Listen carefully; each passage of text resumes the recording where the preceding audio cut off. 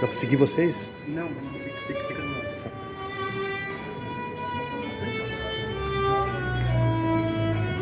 Até o final, depois é bom.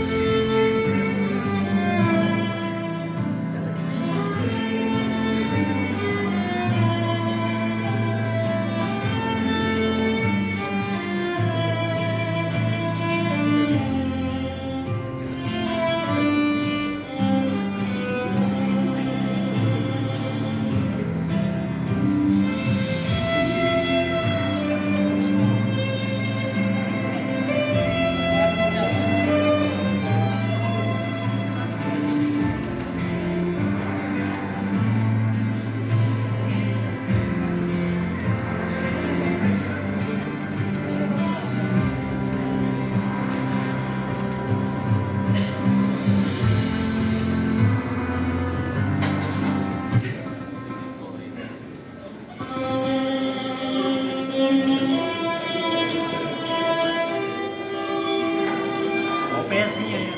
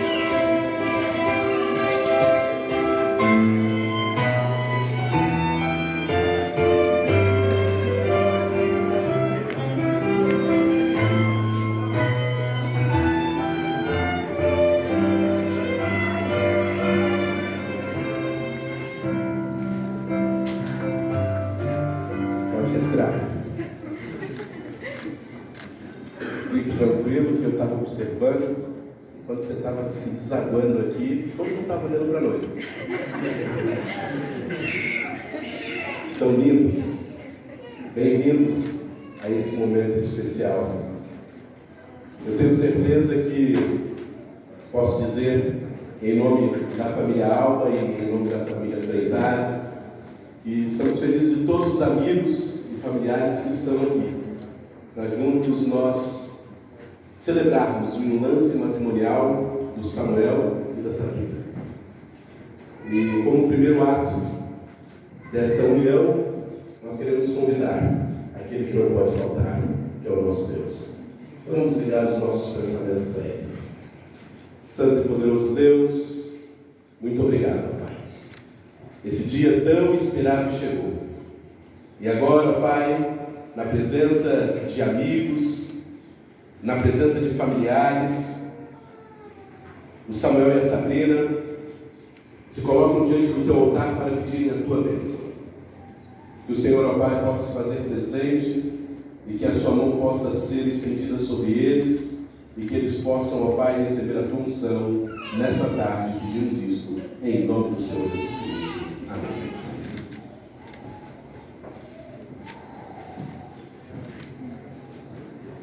Podem se assentar. Nós queremos mais uma linda mensagem musical para alegrar os nossos corações, louvar o nome do nosso Deus. O violino Gabriel, nosso músico. Deus possa ser louvado.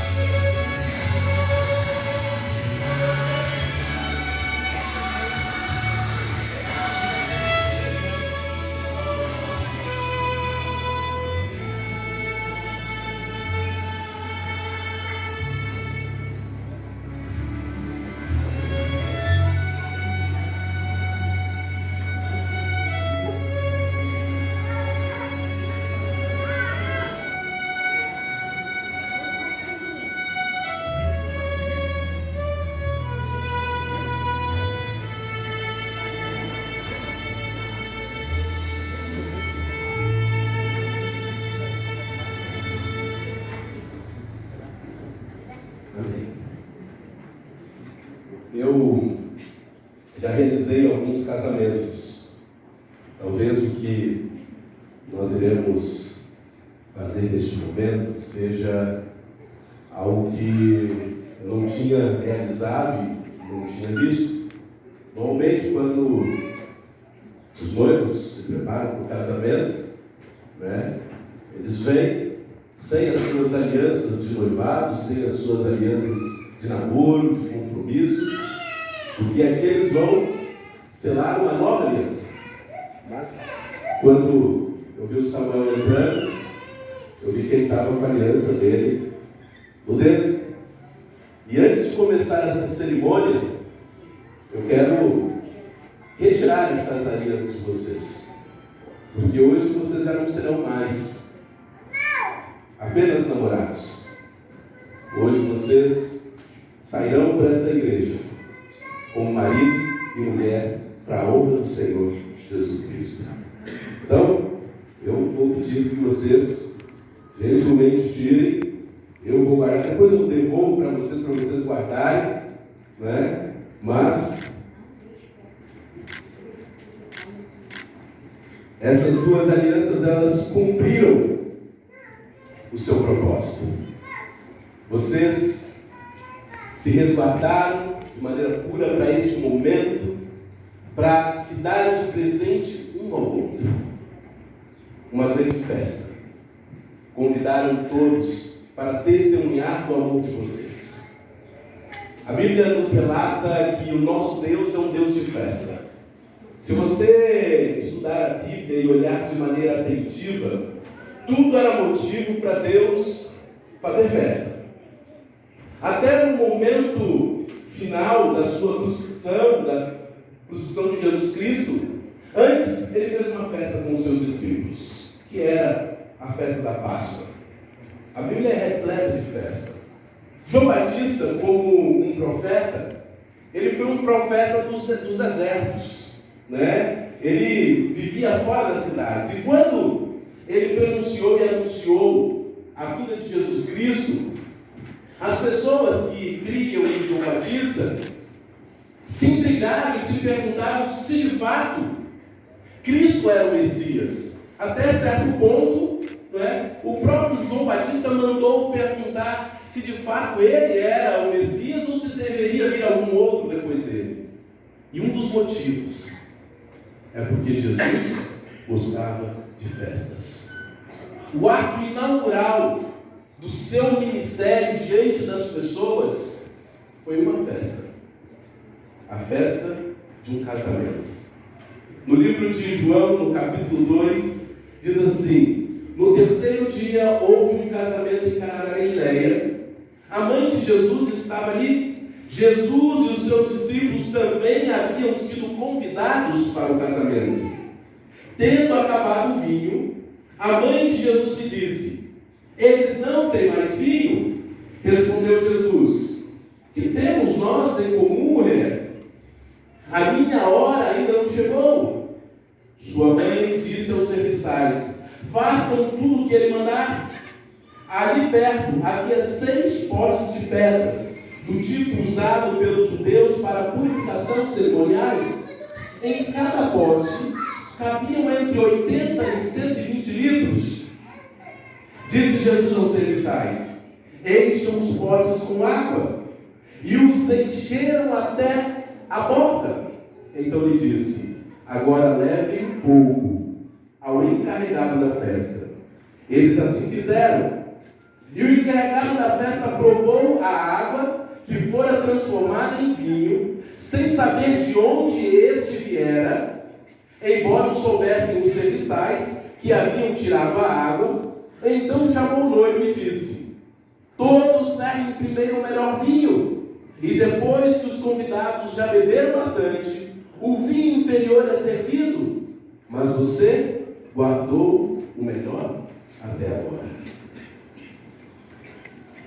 Primeira lição importante é que Jesus ele fez questão de estar nesta festa. E Jesus ele faz questão de estar neste momento aqui. Quando vocês escolheram, né, a data, o momento vocês escolheram o fazer diante de Deus, o momento do casamento de vocês. Isso quer dizer, porque desde o início vocês sempre testemunharam e sempre escolheram colocar Jesus no relacionamento de vocês. Mas, se tem uma coisa que é uma fórmula para dar errado, se chama casamento.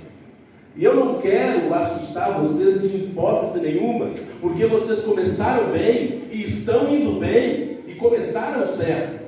Mas casamento é uma fórmula para dar errado. Segundo as estatísticas, a cada 3 casamentos, 2 acabam. Apenas um permanece.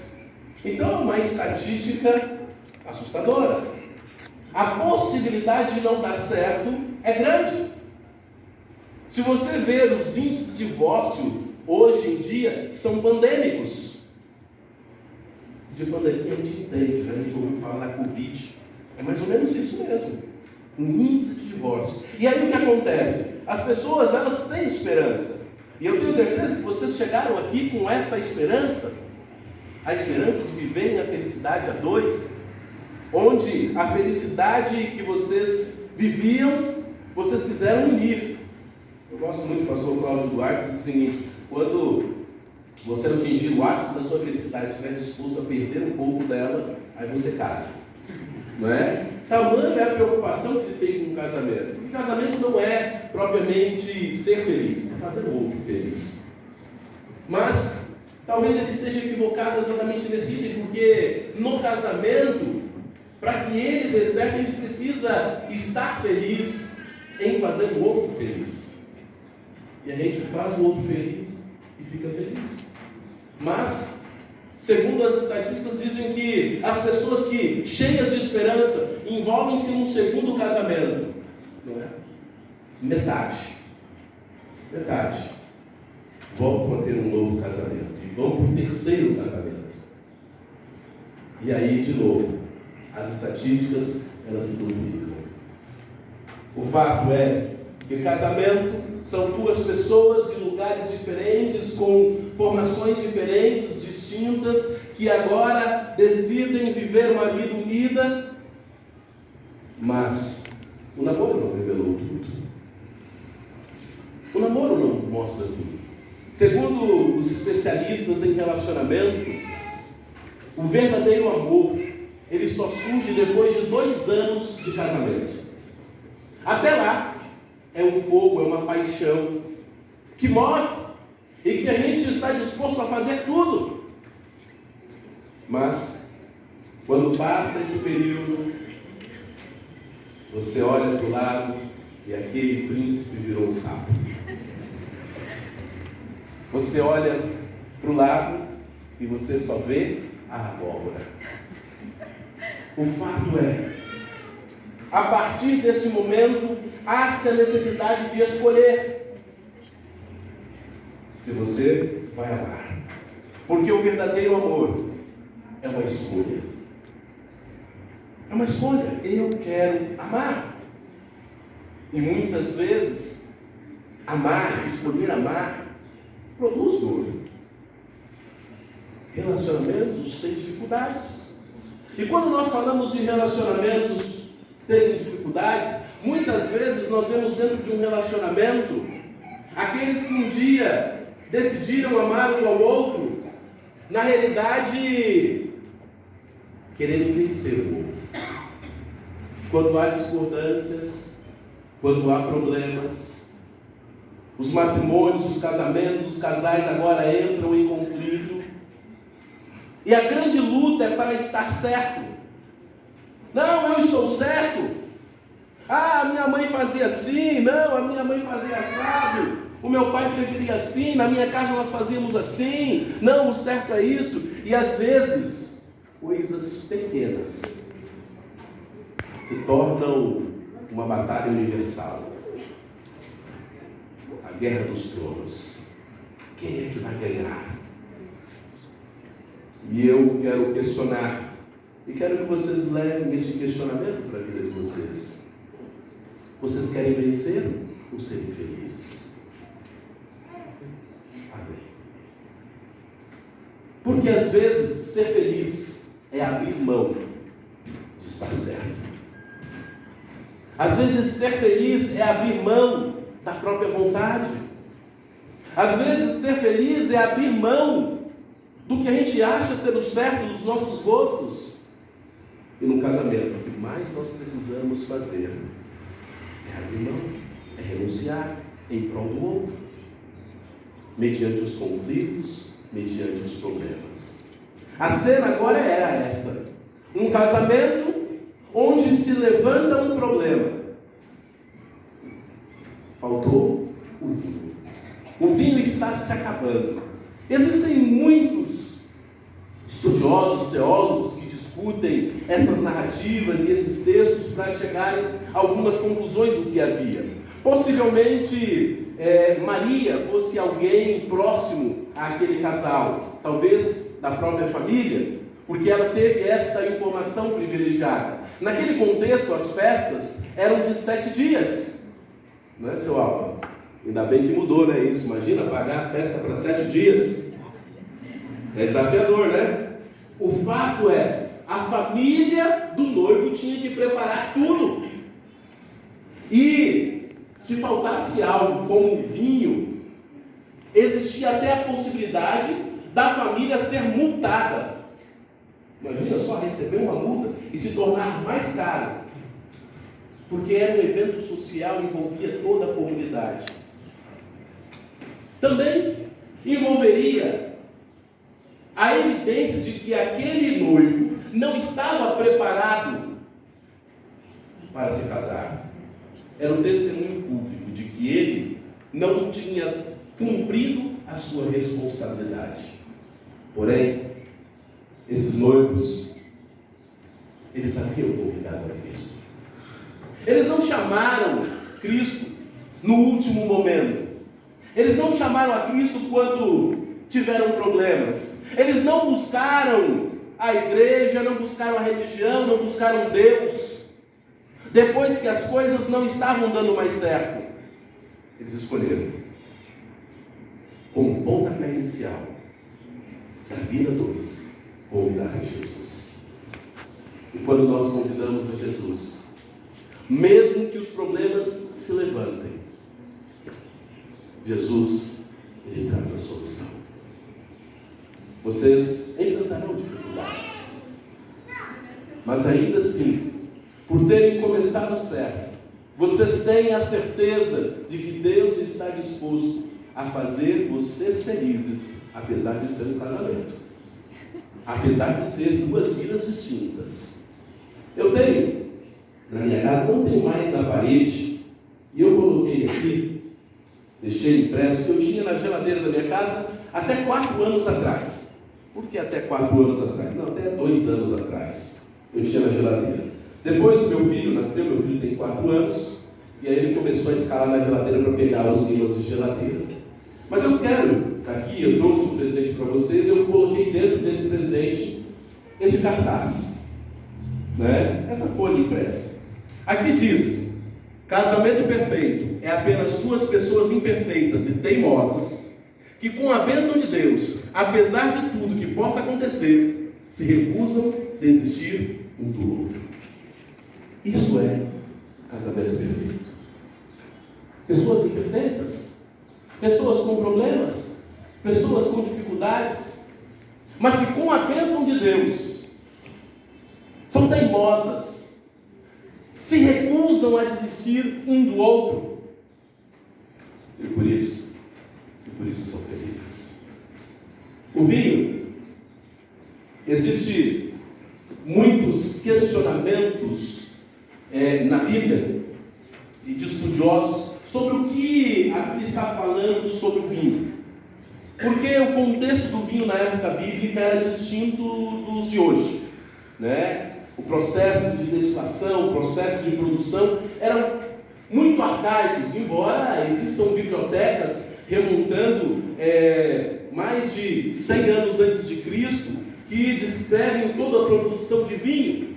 Mas o povo de Israel possuía uma técnica que se chamava sempermustan, de armazenamento do vinho de forma que ele não fermentasse.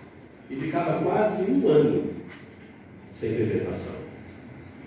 Eles armazenavam no odre, eles colocavam cera, e aquele vinho, ele permanecia intacto. Agora, muitas vezes nós vamos encontrar a Bíblia falando de vinhos alcoólicos, porque também tinham seu uso no contexto cultural, no contexto da sociedade. E aí a gente não consegue distinguir, porque às vezes as palavras utilizadas são a mesma. O contexto imediato, quando nós estudamos, nós vamos entender do que se está se tratando. E aqui, uma festa judaica, com certeza, o vinho que está sendo aqui apresentado era vinho novo, era vinho que não havia sido fermentado. E eles colocavam o melhor vinho no início da festa. E depois, eles colocavam algum tipo de vinho inferior. Quando, no povo de Israel, o vinho fermentava, eles utilizavam aquele vinho, mas eles utilizavam com água, na proporção de 1:10 ou de 1:20. E o vinho fermentado, era muito mais parecido com o vinagre. Então, por isso eles faziam esta proporção. Agora, quando Jesus, ele dá a ordem para que os servos encham aquelas talhas de água, a única coisa estranha é que o que estava faltando era vinho. Mas ainda assim aqueles servos cumpriram a ordem. As talhas, elas eram utilizadas para um sistema cerimonial. Em toda festa, naquele contexto, as pessoas elas lavavam as suas mãos e lavavam os pés, e por isso buscavam água para essa finalidade. E as talhas eram feitas de pedra e mantinham a pureza da água, não contaminavam a água, e mantinham a água refrigerada, poderíamos dizer assim, mantinha a água com um frescor.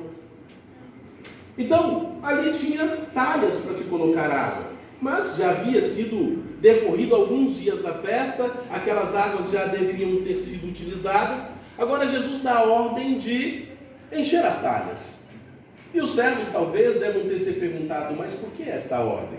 A gente está precisando de vinho e ele manda encher as talhas. Às vezes, é verdade, as orientações que a Bíblia nos traz não fazem sentido, mas ainda assim devem ser seguidas, porque Deus conhece o fim desde o seu princípio. Os servos vão, enchem a talha. Quando voltam, Jesus dá a ordem: sirvam as taças e levem para o encarregado da festa. E eles pegam daquela talha, colocam a água na taça e levam para o encarregado. E o encarregado diz: olha, na maioria das festas, eles servem um bom vinho no início e depois o vinho inferior. Mas você, o noivo ele fez algo diferencial. Nunca vi um noivo que fez algo assim. Ele serviu o melhor vinho no final. Olha só, num casamento hoje, no nosso contexto, o que menos importa é o noivo. Não que ele não importe, mas ele importa menos. Porque eu não vi todo mundo levantando, olhando para trás, assim ansioso, quando você entrou. Eu estava de olho.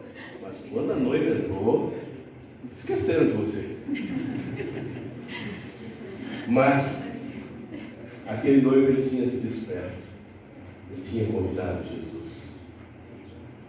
E até o que ele falha, Jesus ele redunda em bênçãos. Ele transforma para exaltar aqueles que o escolhem. Vocês podem ter conflitos, mas Deus vai redundar isso em bênçãos. Deus vai afirmar que Ele está com vocês a cada dia. Aquele noivo agora, ele é exaltado, quando ele poderia estar passando por vergonha. Quando nós temos Jesus no casamento, Ele não permite que nós passamos por vergonha. O livro de João é o último livro da Bíblia escrito.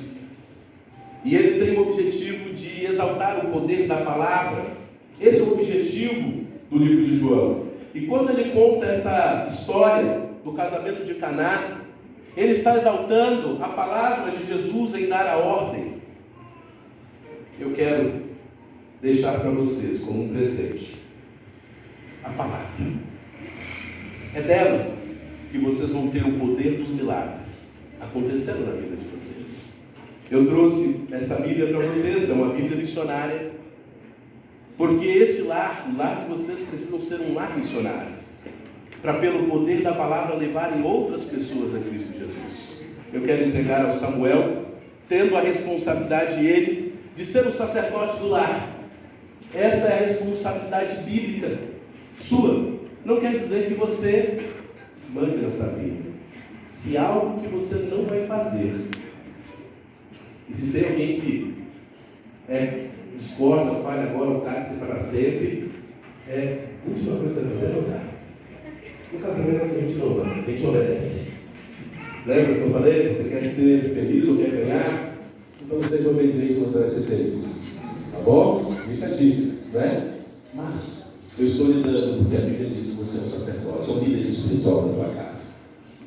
Você que deve chamar a Sabrina para orar, para estudar a Bíblia, para fazer os cultos familiares, para ter o bom vinho na sua vida. Eu fui pesquisar sobre o uso do vinho, e aí vocês vão entender porque o vinho era importante, mesmo o vinho que fermentava era usado. O vinho, ele era usado nos tratamentos das feridas. O vinho também era usado de forma anestésica nos procedimentos cirúrgicos.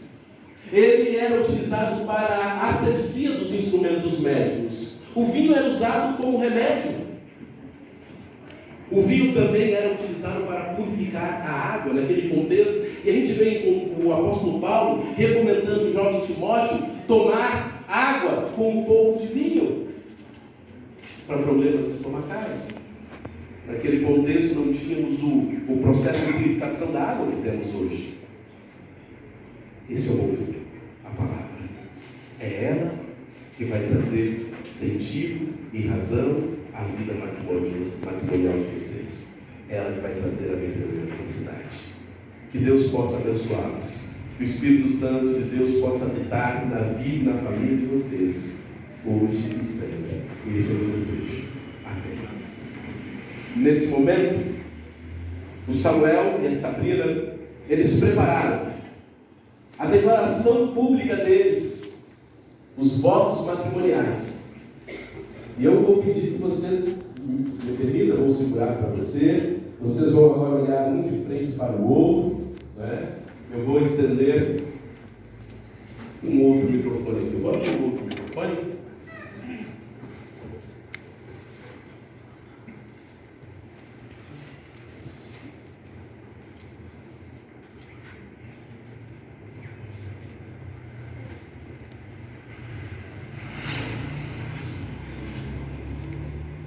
Você decorou? Pode usar a colinha, não tem importância não. Pode pegar a colinha para ela também. Esses estão ali, ó. Padrinho e madrinha aí, eficientes. Você já leu, né? Já fizeram a cópia aí, pode ser reutilizado, viu?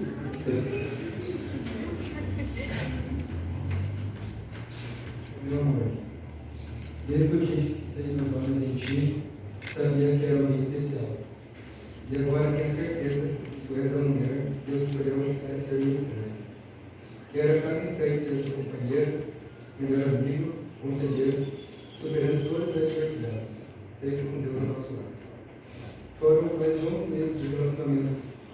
Nesse tempo houve muitos sorrisos, lágrimas, abraços, dias que eu fiquei longe e muita saudade. Mas uma coisa eu lhe prometo, que nunca lhe deixarei, para sempre te amarei e te chamarei de minha esposa. Quero continuar cultivando o amor de Deus em nossos corações, pois o amor tudo sofre, tudo crê, tudo espera e tudo suporta. Desse modo, almejo lutar pela felicidade ao seu lado, ouvir sempre a voz de nosso Criador e buscar Ele todos os dias, com a sua companhia. Te amo.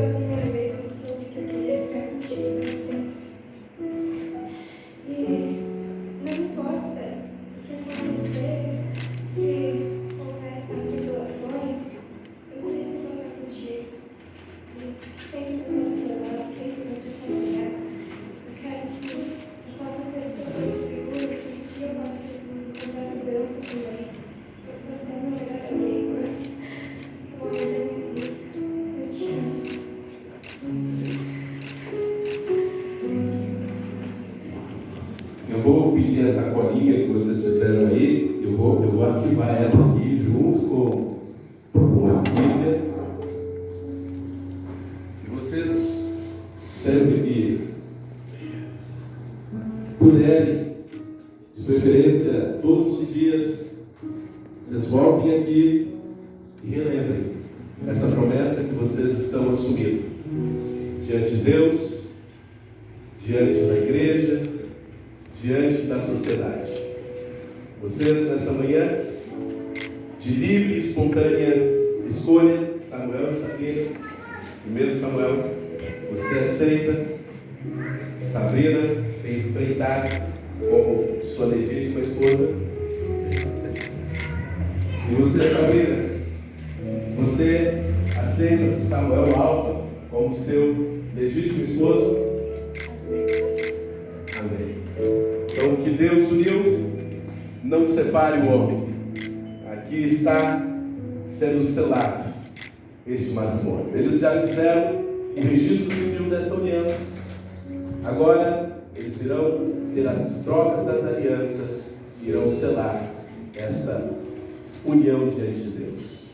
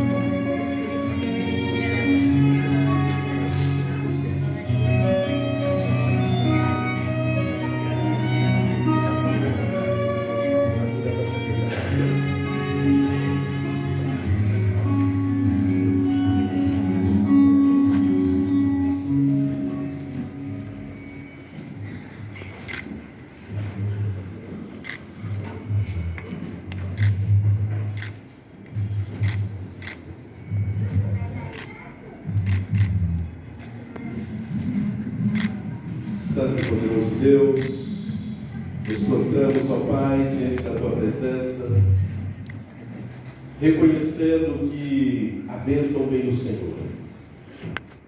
Agora, ó Pai, a Sabrina, o Samuel se unem no sagrado matrimônio diante de Ti, ó Deus. Aqui eles se colocam pedindo a Tua bênção, eles se reservaram, eles sonharam, planejaram por esse momento, e agora, através dessa troca de alianças, através dos votos, eles assumem esse compromisso público com a igreja, com a sociedade, mas principalmente contigo, ó Deus, de se amarem, de se respeitarem, de se manterem unidos, mesmo mediante as adversidades, mesmo mediante os problemas. Eles se comprometem, ó Pai, a manterem Jesus Cristo como o elo que os liga, o vínculo que os mantém unidos. Que o Senhor possa, ó Pai, dar a Tua bênção. É o que nós pedimos, em nome do Senhor Jesus Cristo. Amém.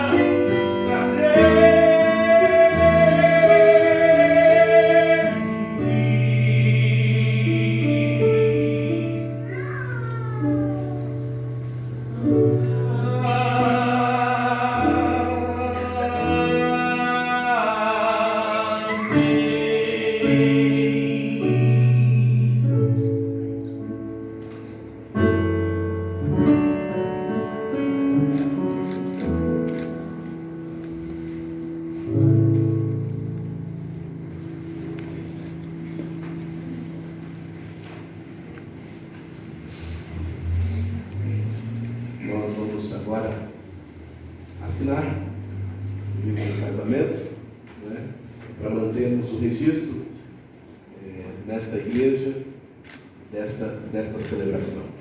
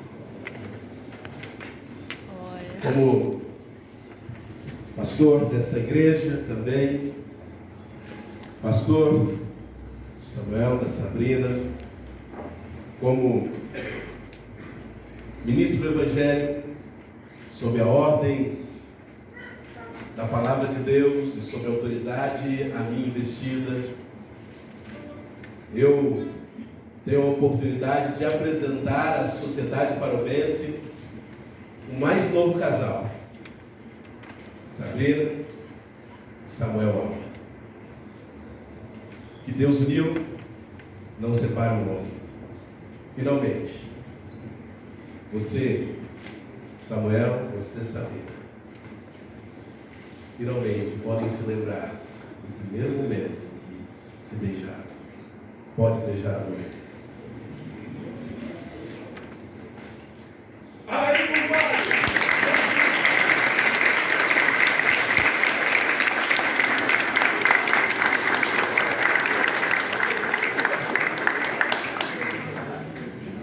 O casal estará recebendo os amigos e familiares em uma recepção. Teremos aí a oportunidade de fazer os cumprimentos, mas também, depois de ter a folga do início, eles terão a oportunidade agora de receber os amigos e familiares para continuar esta festa que é a vida matrimonial. Que Deus abençoe vocês.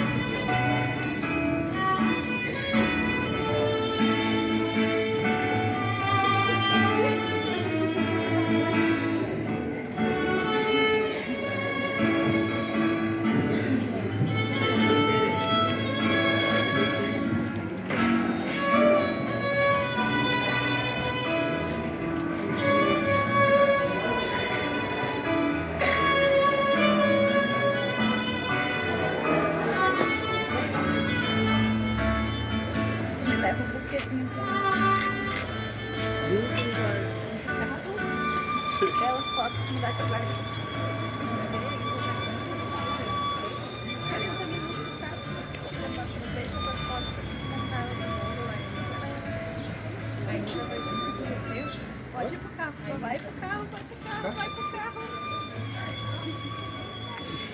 Eu não sei, né? Eu vou dirigir agora. Não vai. Você quer contar? Oi? Samuel, a Ilka vai junto com vocês tirar foto ou não? Acho que pode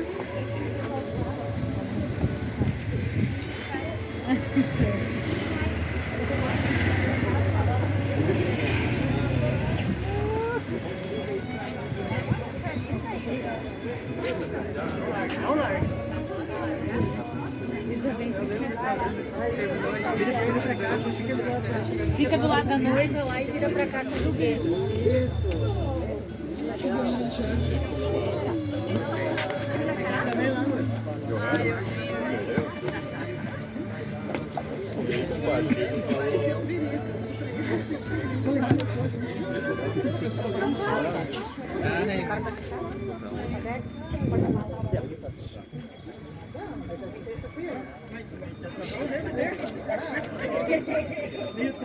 Parece que é só levar um vaso, deixar lá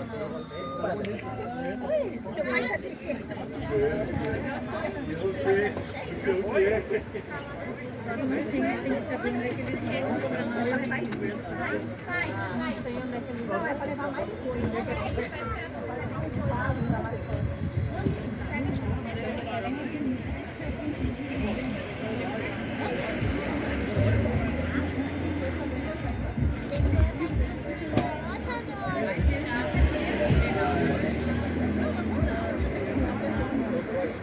Vocês estão tão caminho.